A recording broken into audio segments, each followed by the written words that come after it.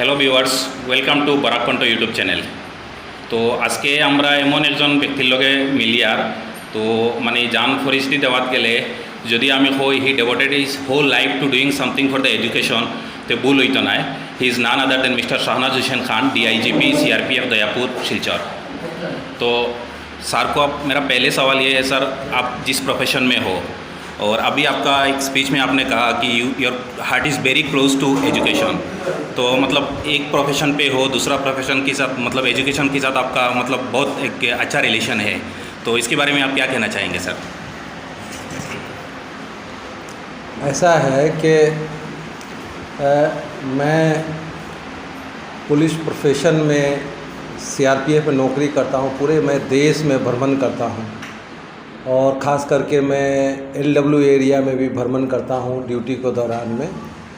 मैंने देखा कि बहुत से लोग बहुत ही गरीब हैं, बहुत से लोग इलिटरेट हैं और बहुत दयनीय स्थिति में हैं।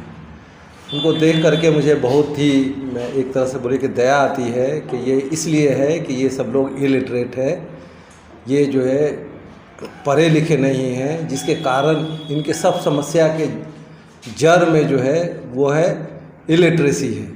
इसलिए मैं जो है जो भी मुझे अपने ड्यूटी के बाद में जो भी समय मिल जाता है तो मैं अपना समय डिवोट करता हूँ लोगों को पढ़ाने में, लोगों को पढ़ाई के लिए हेल्प करने में।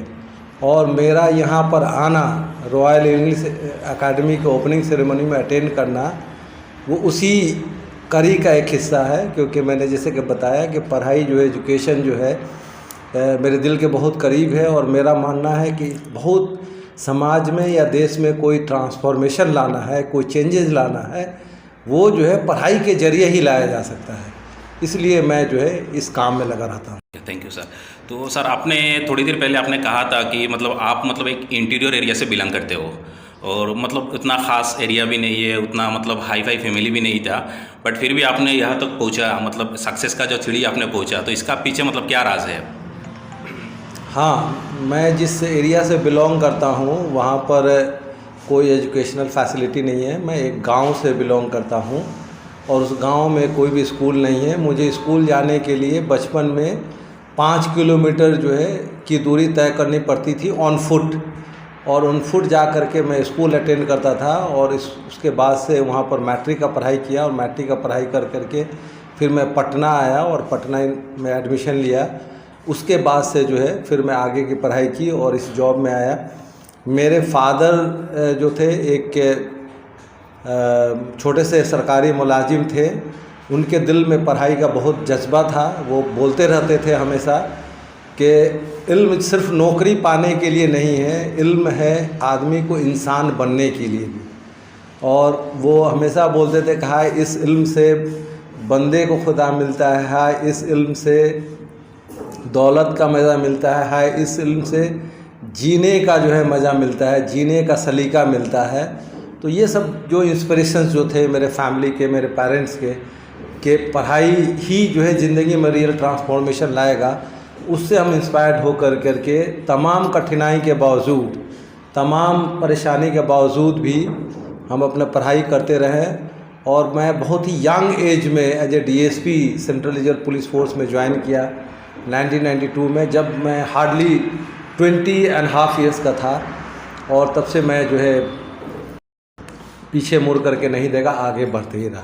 तो आपका सर क्या आपका मतलब आप जब छोटे थे उस टाइम से आपका एम था क्या, मतलब आप पुलिस में नौकरी करेंगे या एम कुछ और था?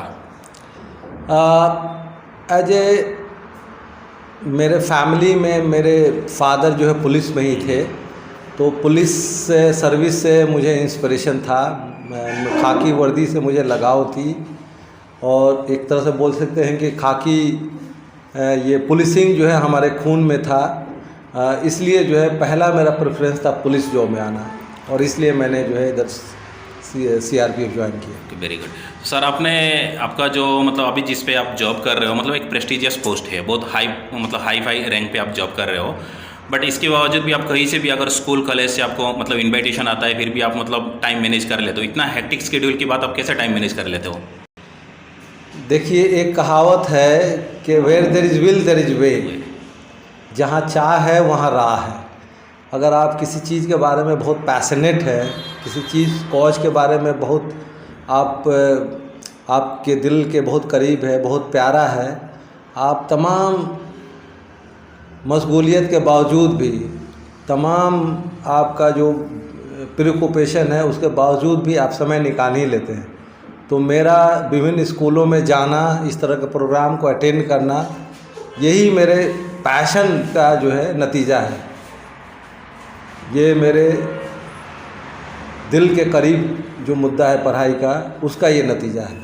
तो सर हमारे चैनल के ज़रिए आप मतलब देश की जो नौजवान है, यूथ को एक क्या मैसेज देना चाहेंगे सर? मैं आपके चैनल के द्वारा मैं ये मैसेज देना चाहूँगा कि नौजवानों, बच्चे और बच्चियाँ, पढ़ाई जो है लाइफ में, एजुकेशन जो है बहुत ही बड़ा गेम चेंजर है।